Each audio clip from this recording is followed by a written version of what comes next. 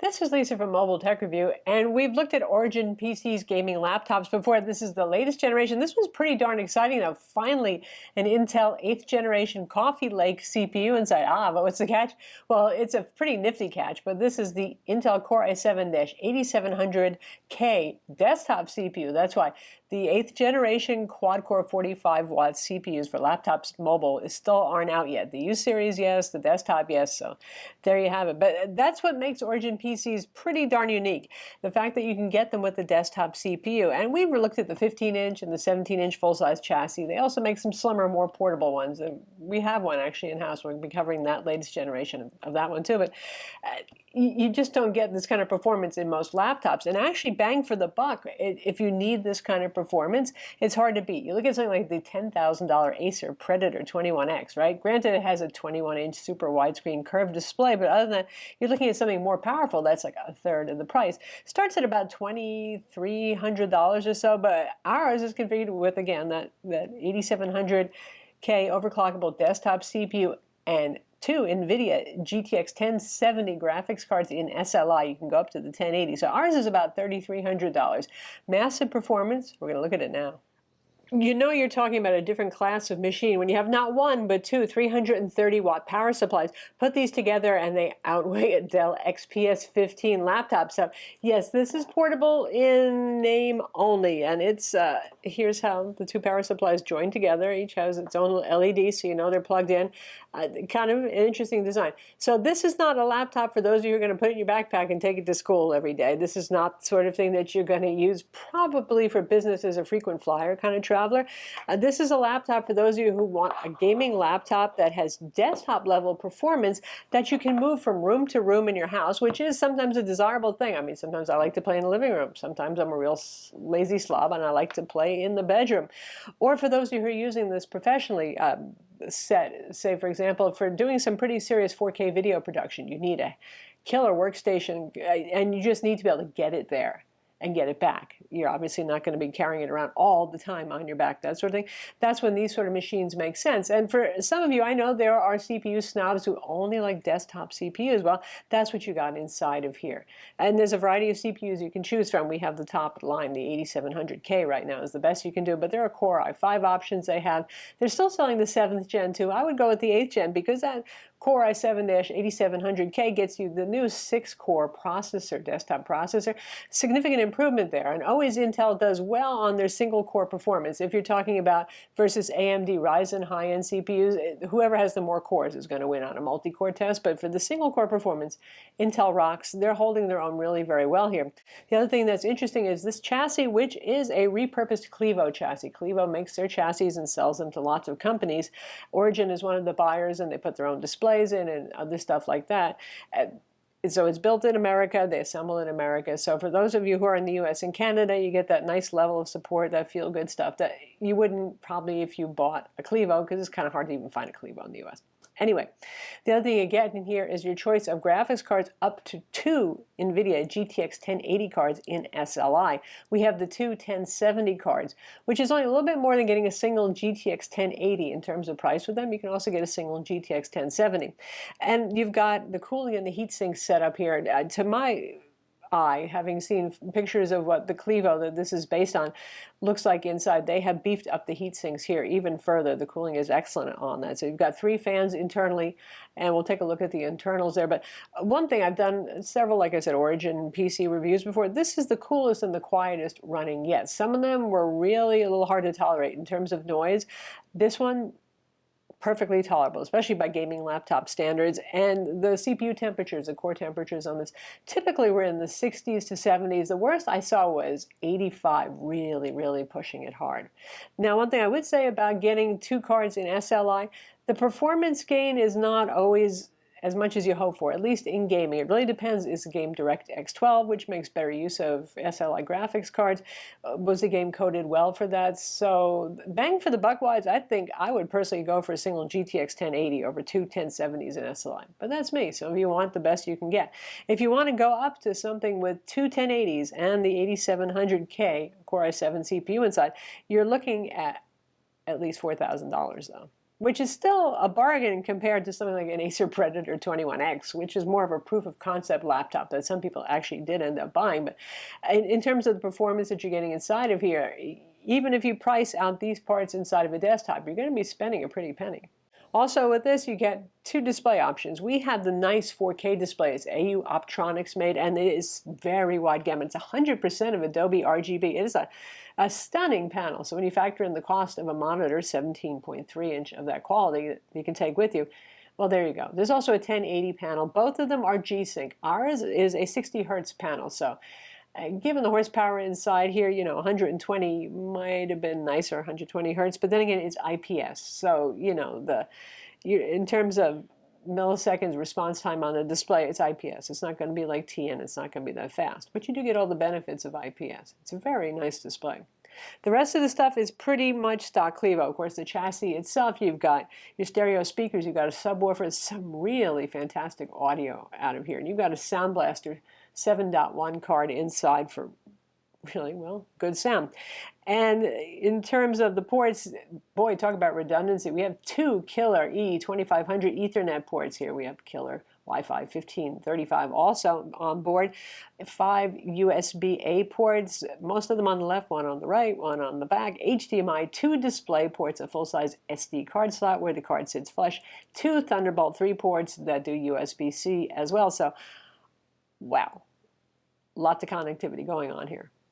The keyboard on this, again, it's the stock Clevo RGB zone backlit keyboard, and there's a programmable utility so you can customize it. It can do the breathing, it can do the wave, all those little silly things. It's not per key RGB though, it's zone color backlighting on them.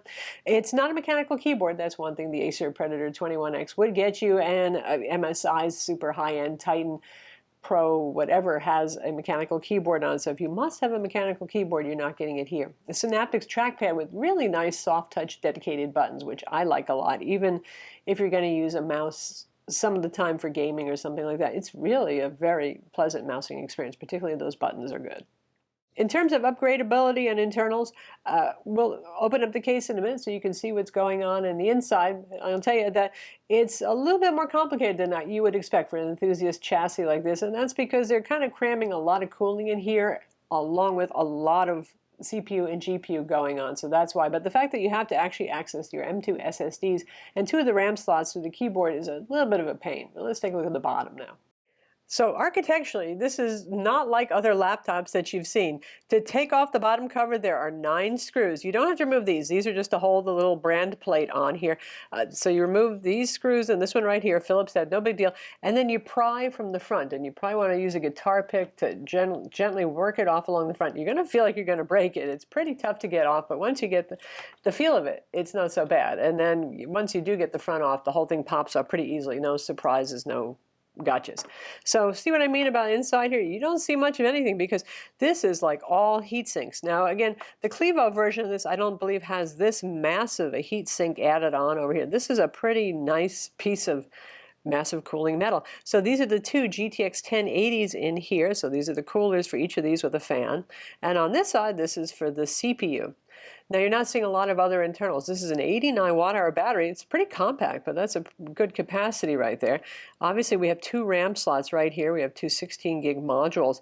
So where's the storage bays?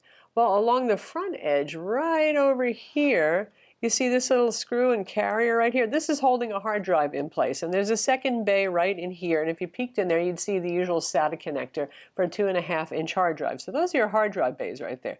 Different, again, like I said. Now, if you want to get to the other RAM slots and the M.2 SSDs, those are under the keyboard. This over here is your subwoofer, and that's a pretty darn large subwoofer, isn't it? That's nice. So this is the cooler for the CPU. Like I said, as far as I can see, this is a bayonet mount because this is desktop CPU, right? The kind with the lever you open up, you can take the CPU out. I believe the CPU right under here because you can see the lever just barely underneath this part of the heatsink that's covering it with 4 more heat pipes, and then you've got a radiator going out over here. So a lot of cooling. It explains why this one runs the coolest yet of any of the powerful Origin PCs that we've reviewed. In terms of performance, obviously, this is better than most desktops that are out there. Unless you're building your own and you're an enthusiast, most of the desktops that you see for sale in the store are not going to be as well equipped as this. Is fast.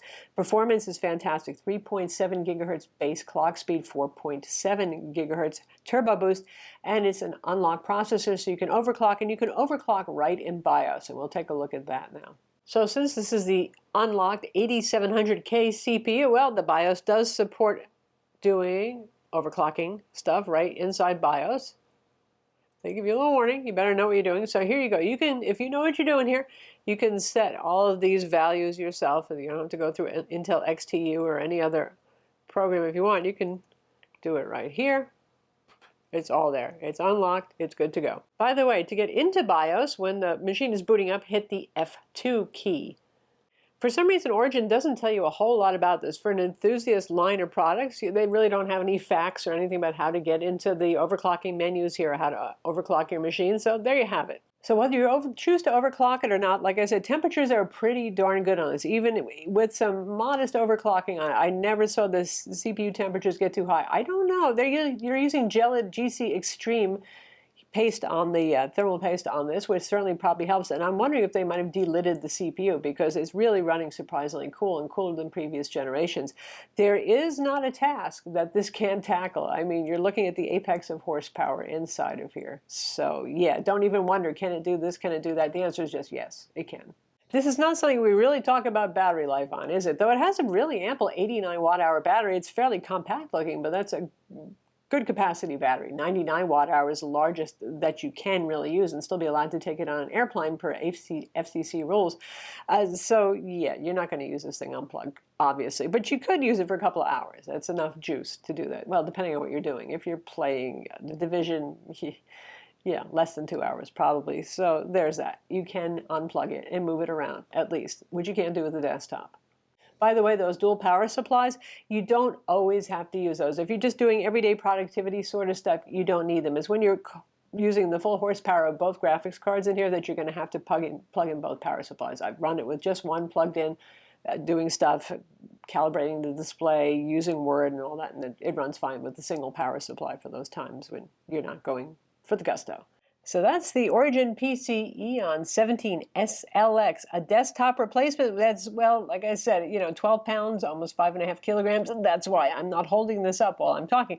But still, it is something that for those of you who need modest portability. That is, you want to be able to move it from room to room in the house. Maybe you want to play in your man cave or your woman cave, and then other times maybe in the bedroom, or you're using this on set. Say for videographers, this is who are doing 4K video. This is a phenomenal kind of workstation experience here. So you need to take it to the set. So you need to be able to do that, but you're not going to put it in your backpack and take it back and forth to school or work every day. It makes a lot of sense. So for those of you who need this kind of performance, your desktop CPU snobs, finally, I think we're getting somewhere here that really got the cooling down pretty well on this Clevo chassis. Those heat sinks are pretty darn impressive, and the CPU temperatures on this, like I said, very acceptable, and the noise also very acceptable. I'm Lisa from MobileTechReview. Be sure to subscribe to our YouTube channel for more cool tech videos, and thumbs up if you like this vid.